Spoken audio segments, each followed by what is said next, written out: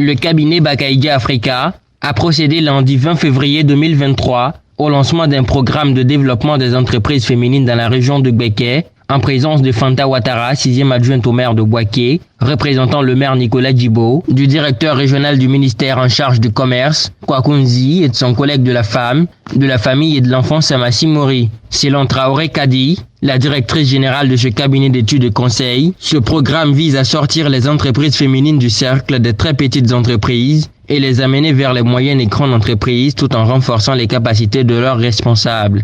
Le programme consiste à attaquer des sujets spécifiques de gestion d'entreprise avec les mêmes femmes, les mêmes chefs d'entreprise, de sorte qu'on résolve progressivement un certain nombre de questions, de sorte aussi qu'on les connaisse de mieux en mieux, parce que l'étape d'après, c'est d'arriver à faire un diagnostic par entreprise, poser des recommandations et les aider à les mettre en œuvre.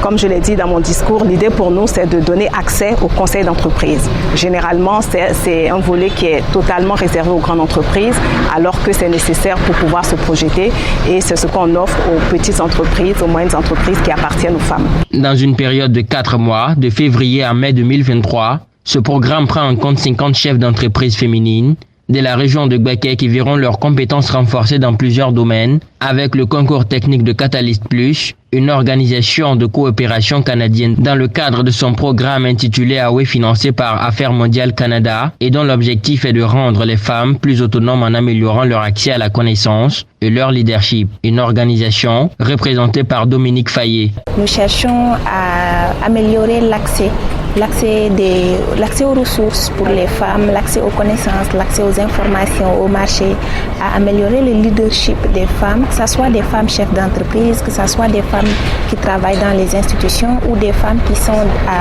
dans plusieurs sphères de l'économie et au niveau social également. Et nous contribuons aussi à promouvoir des processus, des pratiques sensibles aux genre. 4 thématiques ont été retenues et seront animées par des experts de Catalyst Plus. La première thématique, animée par Madame Joanne Céline, experte en gestion des ressources humaines, porte sur la gestion des équipes. On va adapter le contenu en fonction du besoin des femmes.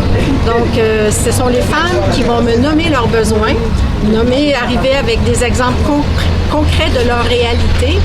Et à partir de ça, bien, on va travailler sur des stratégies, des solutions pour qu'elles puissent transférer ça dans leur entreprise, mettre ça en application. Une innovation fortement appréciée par les responsables d'entreprise. Nous travaillons avec des dames qui se contentent de leur savoir. Nous travaillons avec des dames qui ont des personnes sous leur responsabilité. Mais comment gérer ces personnes, c'est un peu compliqué. Et cela affaiblit le rendement de l'entreprise. Et donc pour nous, c'est une très bonne idée de venir nous former et de pouvoir maîtriser la gestion humaine. Parce que l'homme, c'est une autre histoire.